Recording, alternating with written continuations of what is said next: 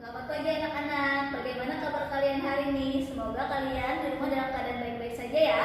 Hari ini kita kembali belajar PKN tentang organisasi dan keragaman budaya di Indonesia. Nah, bagaimana? Apakah kalian sudah siap mendengarkan penjelasan dari Ibu? Kita langsung saja ya. Sekarang kita akan mulai membahas tentang organisasi dan keragaman budaya di Indonesia. Pembahasan ini ada di buku tema 3, halaman 76 dan halaman 79 sampai 80.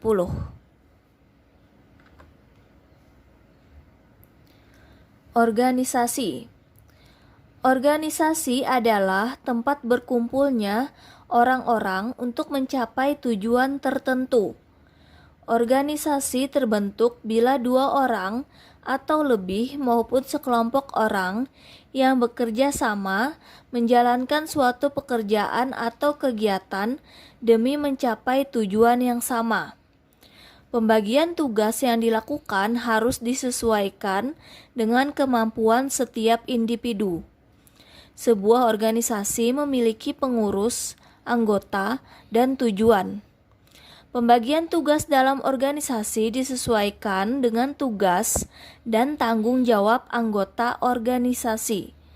Tugas yang satu dengan tugas yang lain saling berhubungan.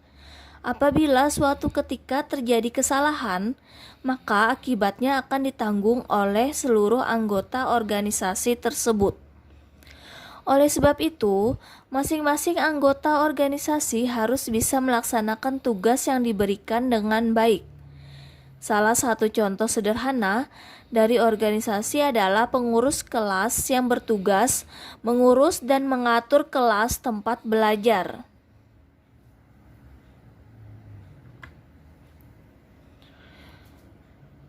Sekarang, keragaman budaya di Indonesia. Kebudayaan di Indonesia memiliki karakteristik sendiri yang dipengaruhi oleh berbagai macam faktor, seperti faktor geografis, agama, politik, dan ekonomi. Kebudayaan nasional adalah perwujudan cipta, karya, dan karsa bangsa Indonesia dan merupakan keseluruhan daya upaya manusia Indonesia untuk mengembangkan harkat dan martabat bangsa, serta diarahkan untuk memberikan wawasan dan makna pada pembangunan nasional dalam segenap kehidupan bangsa. Kebudayaan Indonesia tersebar di banyak daerah dengan berbagai ciri khas dan karakteristik tertentu. Macam-macam kebudayaan. Yang pertama adalah bahasa daerah. Bahasa daerah merupakan bahasa yang dimiliki setiap suku bangsa. Fungsi dari bahasa daerah adalah sebagai identitas suatu kelompok masyarakat. Jumlah bahasa daerah yang terdapat di Indonesia sangatlah banyak, yaitu sekitar 652 bahasa daerah. Satu suku biasanya memiliki lebih dari satu bahasa daerah. Berikut bahasa daerah yang ada di Indonesia. Yang pertama adalah bahasa Batak dari Sumatera Utara. Yang kedua, bahasa Jawa dari Jawa Tengah. Yang ketiga, bahasa Betawi dari Jakarta. Yang keempat, bahasa Bali dari Bali. Yang kelima, bahasa Dayak dari Kalimantan Tengah. Yang keenam, bahasa Alor dari Nusa Tenggara Timur. Yang kedua, senjata tradisional. Selain melindungi dari serangan musuh, senjata tradisional juga menopang kegiatan berladang dan berburu yang menjadi mata pencaharian masyarakat zaman dahulu. Saat ini, senjata tradisional menjadi identitas suatu bangsa yang mengambil peran dan turut serta memperkaya kebudayaan Indonesia. Berikut jenis senjata tradisional di Indonesia. A. Rencong dari Aceh. B. Golok dari DKI Jakarta. C. Keris dari Jawa Tengah. D. Celurit dari Jawa Timur. E. pisau belati dari Papua, F. badik dari Sulawesi Selatan. Yang ketiga, rumah adat. Setiap suku bangsa yang ada di Indonesia memiliki rumah adat yang beragam. Hal itu dapat dilihat dari perbedaan kondisi alam di daerah-daerah tersebut. Dengan demikian, rumah adat yang dibuat disesuaikan dengan keadaan alam setiap daerah.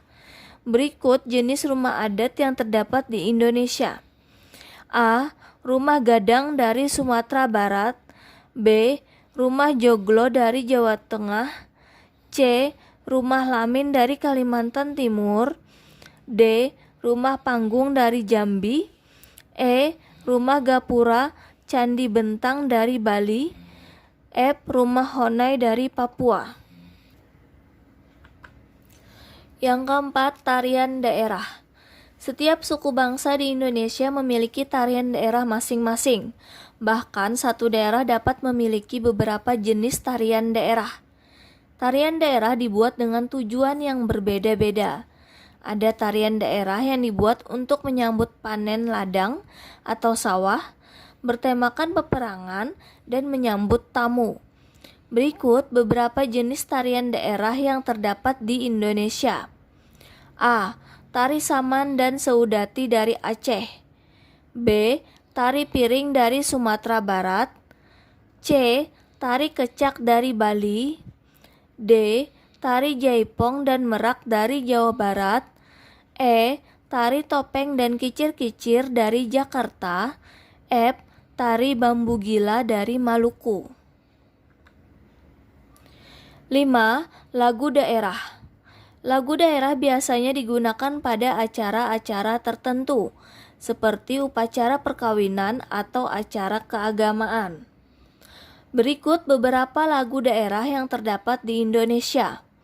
A. Lagu Ampar-Ampar Pisang dari Kalimantan Selatan. B.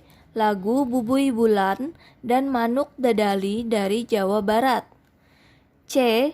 Lagu Rasa Sayange dari Maluku. D. Lagu Gambang Suling dari Jawa Tengah.